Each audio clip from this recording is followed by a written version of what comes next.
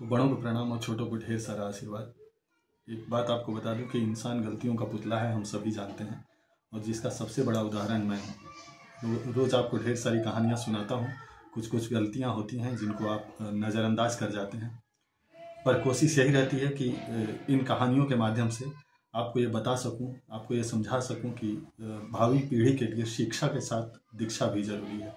ये कहानियाँ आपके आने वाली जनरेशन के लिए एक दीक्षा का काम करेंगी, क्योंकि हम भले ही कितने एजुकेटेड हो जाएं, लेकिन दीक्षा की ज़रूरत सभी को है। इसीलिए कहा जाता है कि शिक्षा के साथ साथ दीक्षा भी ज़रूरी है।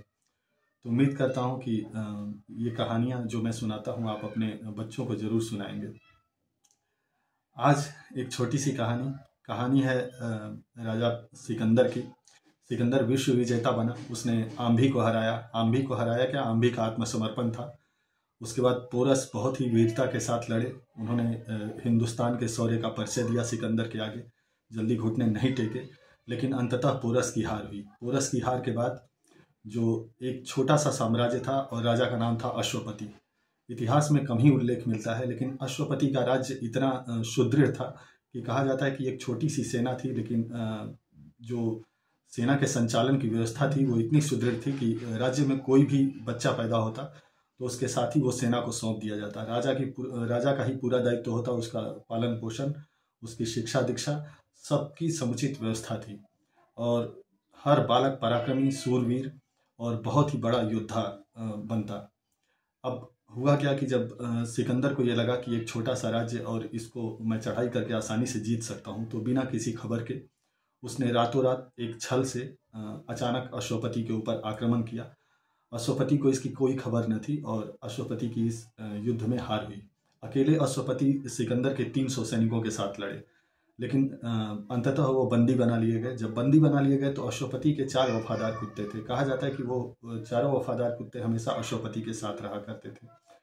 सिकंदर ने जानना चाहा कि वाकई में ये जो वफादार इनके कुत्ते हैं, इनकी बहादुरी मैं देखता हूँ कि कितनी है। तो उन्होंने इनका युद्ध अपने शेरों से कराने का निर्णय लिया।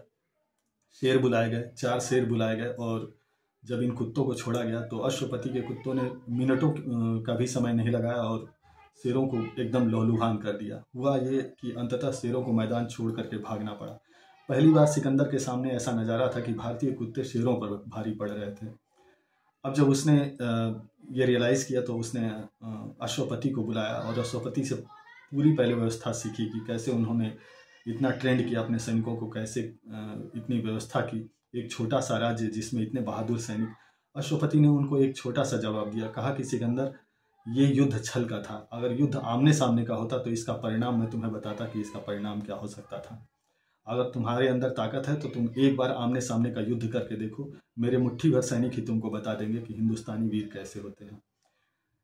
ये कहानी हिंदुस्तानी शौर्य की, हिंदुस्तानी पराक्रम की।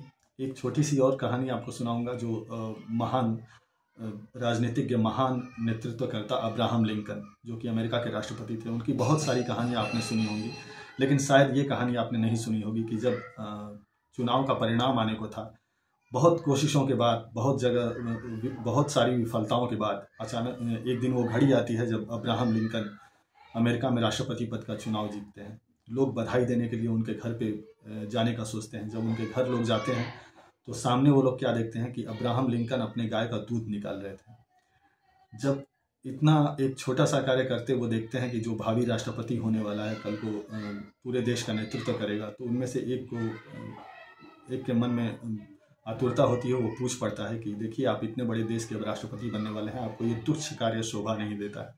अब्राहम लिंकन का जवाब जरूर सुनिएगा। अब्राहम लिंकन के जवाब से आपको प्रेरणा मिलेगी। कितना सुंदर सा जवाब उन्होंने दिया कि कोई कार्य छोटा बड़ा नहीं होता। छोटा वो कार्य होता है जिसको हम किसी दूसरे को अपने स्वावलंबन से बचने के लिए, खुद करने से बचने के लिए दूसरों को सौंप देते हैं। वही कार्य आगे चल के लोगों की नज़रों में छोटा हो जाता है। अगर हम अपना हर कार्य स्वयं करें तो हर कार्य बड़ा है। तो एक रीति ऐसी, एक परंपरा ऐसी चली कि लोग अपने कार्यों से बचने के लिए हर अपना कार्य पैसे से या किसी और जरिए से सोचे कि पैसे लेकर के करवा लें, या जैसे भी दूसरों को सौंपते गए, और यही एक प्रथा चली कि वो कार्य, उस कार्य की गिनती छोटे में होने लगी।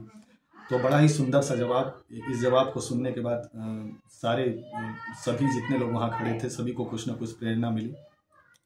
एक तीसरी और छोटी सी कहानी, कहा जाता है कि श्री राम जो थे वो महाराष्ट्र के पेशवा उस टाइम थे माधवराव। तो माधवराव श्री राम को अपने गुरु समान मानते थे, उनकी बहुत इज्जत किया करते थे, उनको बराबर अपने दरबार में बुलाया करते थे, कोई भी सलाह मशवरा होता था उनसे किया करते थे। माधवराव की पत्नी एक बार क्या होता है कि महाराज के यहाँ जाती हैं। रानी जब एक गुरु माता कहें तो गुरु माता को जब अपने समक्ष पाती हैं तो उनका बहुत ही आदर सत्कार करती हैं। उनको देखती हैं कि कितनी सादी फटी हुई साड़ी उन्होंने पहनी है, तो उस साड़ी को वो बदल करके उनको एक अच्छी सी साड़ी पहनाती हैं। बहुत सारे गहने जेवर आभूषण उनको पहनाती हैं और पहना करके उनको विदा करती हैं।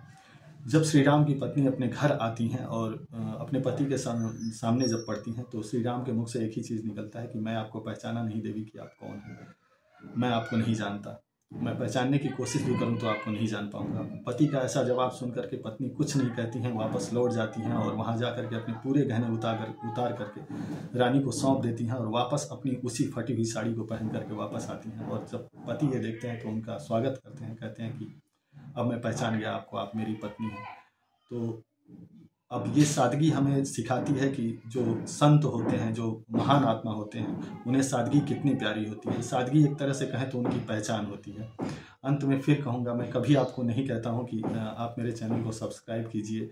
मैं यही कहूँगा कि जिन कहानियों को मैं लाता हूँ आपके आगे, ये कहीं ना कहीं मैं 10-20 कहानियों को पढ़ करके उनमें से 1-2 कहानियाँ ले करके आता हूँ, ताकि आप अपने बच्चों को सुनाएं और शिक्षा के साथ उन्हें दीक्षा जरूर दें, ताकि भावी पीढ़ी एक कुशल नेतृत्वकर्ता बने। आप सभी का बहुत बहुत तहे दिल से आभार।